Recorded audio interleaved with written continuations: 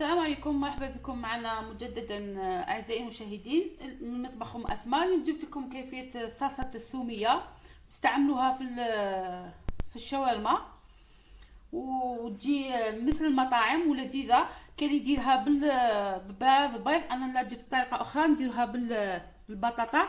عندنا هنايا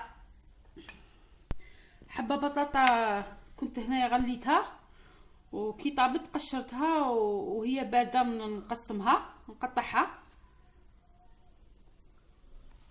ونديرها بالخلاط. عندنا هنايا 3 فصوص ثوم حتى الاربعه، اللي بغيها حاره يكثر يزيد حتى ل6 فصوص. انا درت هنا 3 قسمته على 2، نزعت له هذا اللب اللي في داخله باش ما يعطينيش مرار وتجيني بنينه.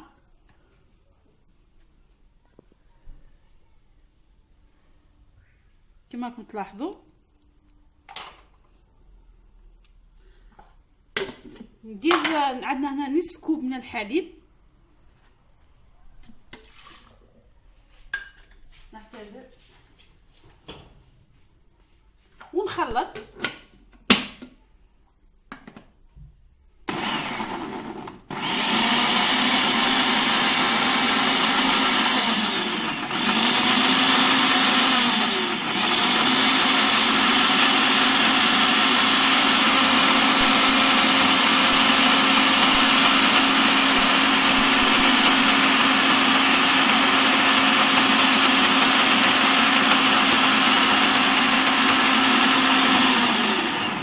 نزيد له فصوص الثوم،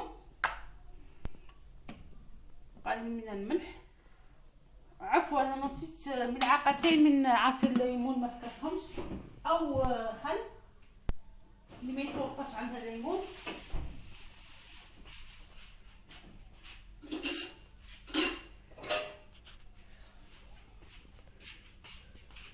عصير ملعقتين من الليمون،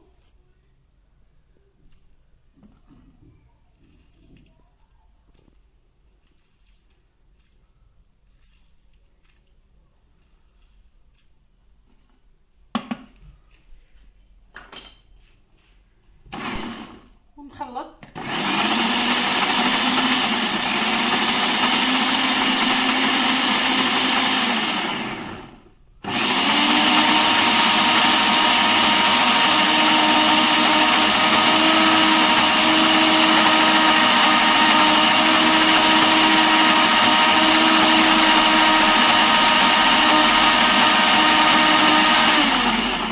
عندنا نصف كأس من الزيت، ونبداو كي نبداو نضيفوه كي الخيط هكا كما راكم تشاهدوا، نضيفوه غير بالعقل ونخلط.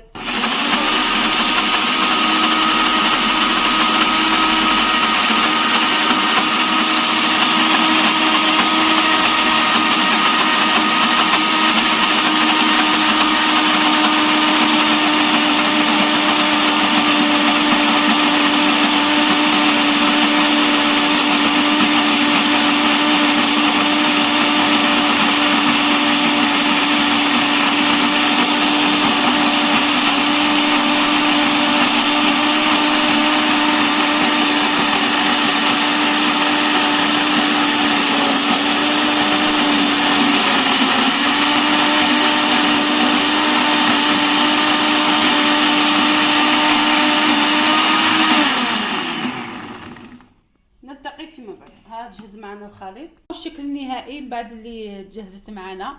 ان شاء الله تجربوها وتعجبكم. وفي الفيديو الجاي ان شاء الله نديركم كيفيه صنع الخبز التورتيلا باش نصنع معكم الشاورما باذن الله.